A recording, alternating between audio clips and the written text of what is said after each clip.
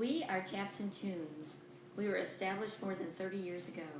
Our mission is to entertain and honor seniors and veterans through our dancing and singing performances.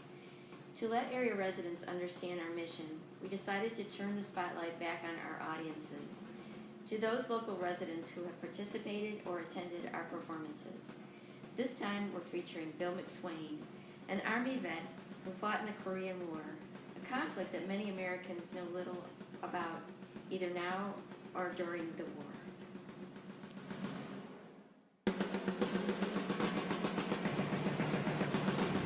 Well, how I ended up is after World War II, they disbanded the 45th Division, which was a National Guard outfit, who went to war for World War II. Then after World War II, of course, there was that 5-year period. I was a sophomore in high school, but I was only 15 years old, and so a lot of my friends were years older than I was, and they joined the National Guard. Well, I decided that I'd lie about my age and see if I could get in.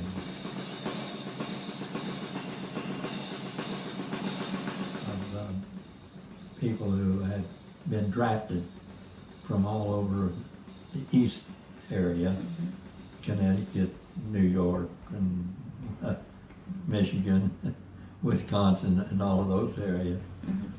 They had been drafted and sent to Camp Polk, Louisiana to join the 45th Division. Okay. So I took over a platoon then as a young man of only about 18. Wow. And these guys were all older than that in the draft. Anyway, we were not worried about Korea. We just knew that there was a war over there, and we didn't even know where Korea was. So a little bit later, they gave us orders to get on a troop ship in New Orleans. We sailed out of the Gulf of Mexico, and we thought that we were going to Germany. They didn't tell us where we were going. And when we went down the right side of Cuba, that we all wondered what in the world was going on. And then when we entered the Straits of the Canal, we knew we were going overseas. First Division and the 7th Division was on the right side, and the 24th Division and the 25th Division was on the left. And they'd already gotten word that they'd be out of there by Thanksgiving. Well, by the time Thanksgiving got there, the Chinese came out, and they don't fight a war like we do. They send people in who are old and what have you, without any guns or anything else. And they become fodder because there's so many people. It's about a 10-to-1 massacre, and it was just different life.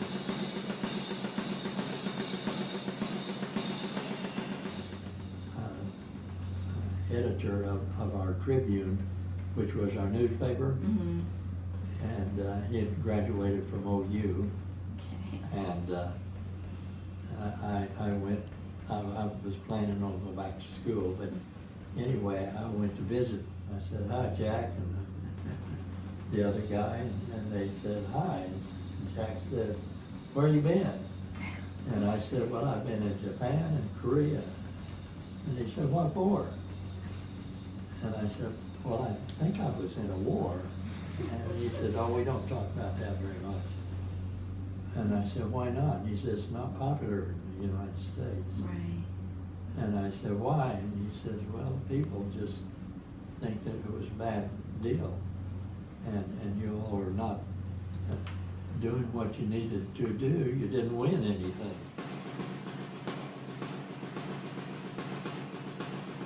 Well, I really did not have any problem with the readjustment when I finally figured out that we had done something, but it wasn't until 1995 that I figured out that what I had done was okay. And because in the service, it's either kill or be killed, and I was frontline stuff, and that was not too good to live with. But over time, and seeing that everything has turned out the way we needed it to turn out, then we did something important. We stopped communism. You know, they have never taken another place or even tried.